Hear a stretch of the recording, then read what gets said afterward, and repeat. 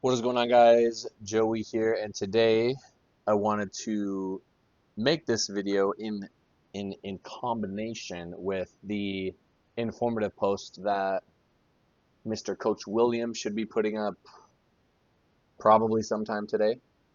And that is basically just advice for people that have to juggle competing rather frequently. I work with a lot of people overseas, and they have their nationals, they have worlds, but they also have, qualifying meets, they have Euros, all kinds of different competitions. So they may be competing, 3 to 5 times a year, sometimes six, whatever, which is kind of a lot. But as you guys have seen, um, with Alba, for example, it is possible. It is possible to progress throughout. There are many factors, and this video, truthfully, could be really, really, really long, but I'm just gonna try to simplify it and give some general advice or some overarching themes or topics for lifters to kind of keep in the back of their mind and sort of understand if they're gonna choose to go this path. The first thing is, you need to set your expectations. If you're expecting to PR at every single one, I'm sure it's been done before. We've been close to doing that, but the last meet usually is the one that, if you compete 5 times in the course of 13 months, the last one might require a bit of an off season to really pull it together, or specific circumstances. For example, if you're not traveling, um, you might be able to pull it off at home. But if you are traveling and you have to deal with a lot of different variables, then it's gonna potentially cut into what you're trying to do.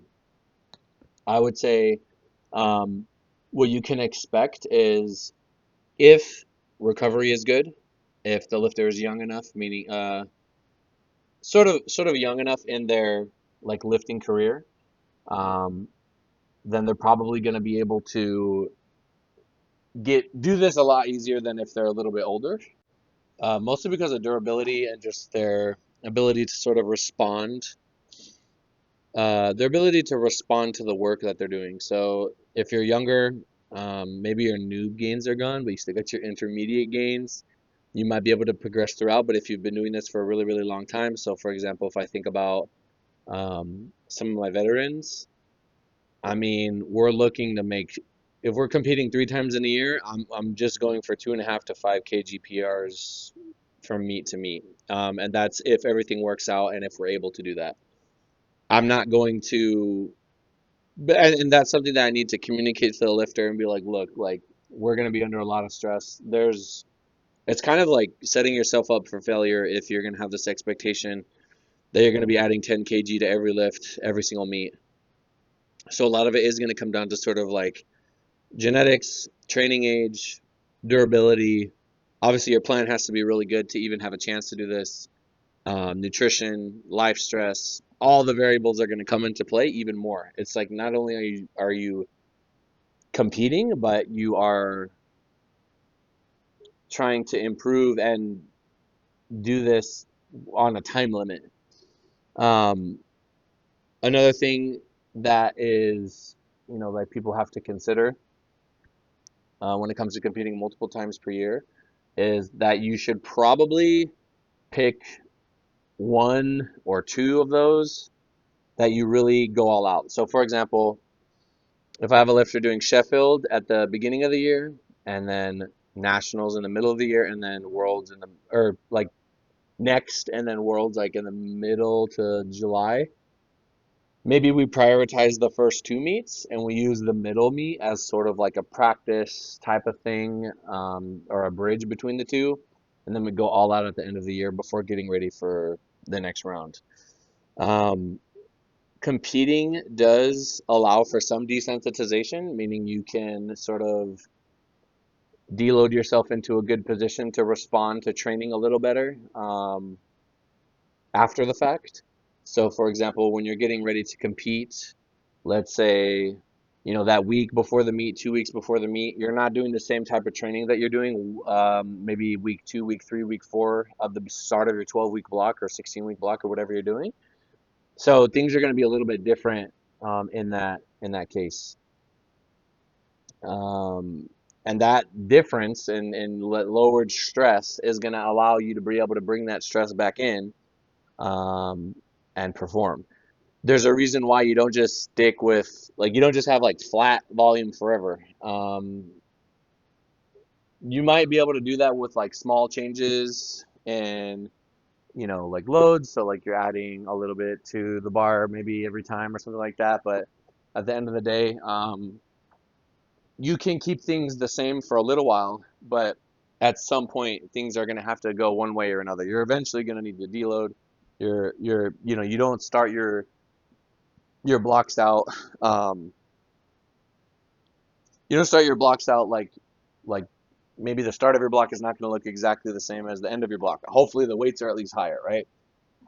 So that dichotomy, that difference between the stress levels is really what allows this sort of pendulum type of swing to happen. And I think taking advantage of that and utilizing that can really sort of help keep things moving for a long time, keep progress rolling for a long time.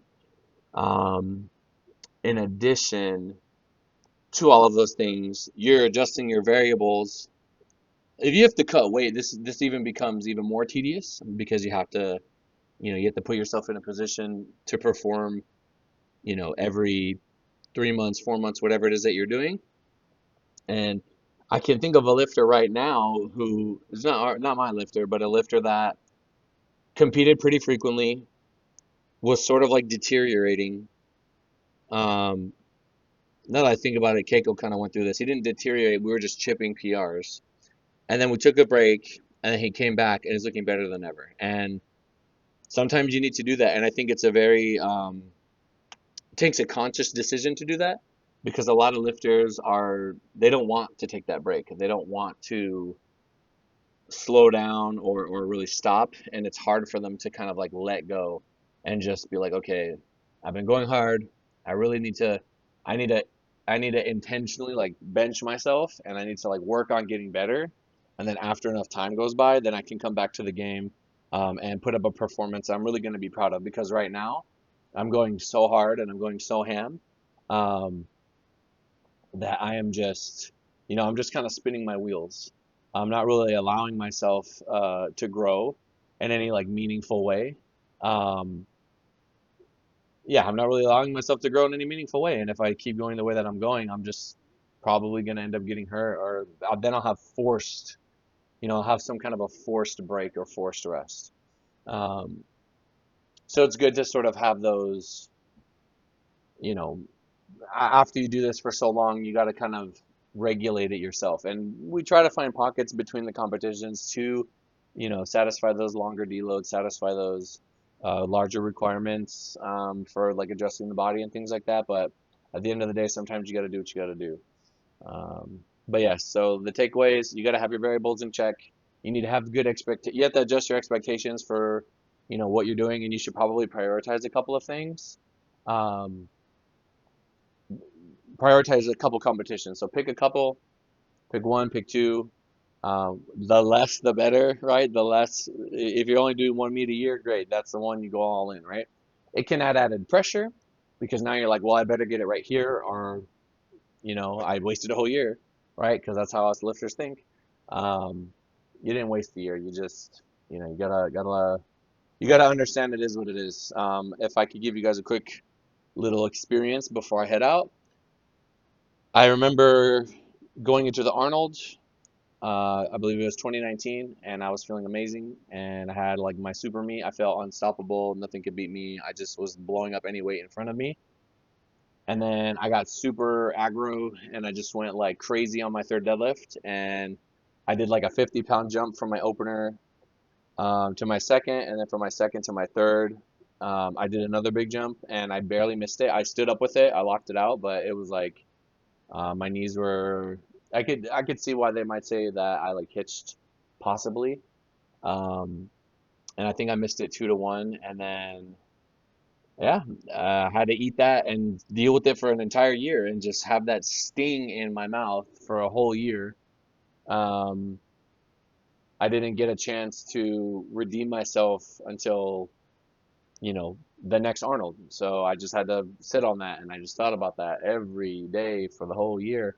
And then I came back and I made sure to not let that happen and make sure that I just go 9 for 9 and that I get the total that I want and that I don't do anything crazy just because I was feeling unstoppable. So still a little younger then, but we learn and we take those lessons and we pass them on to you guys many years later. So anyway, thank you guys for making it this far. I hope you're able to take something away from it. I'll see you guys at Nationals. Peace.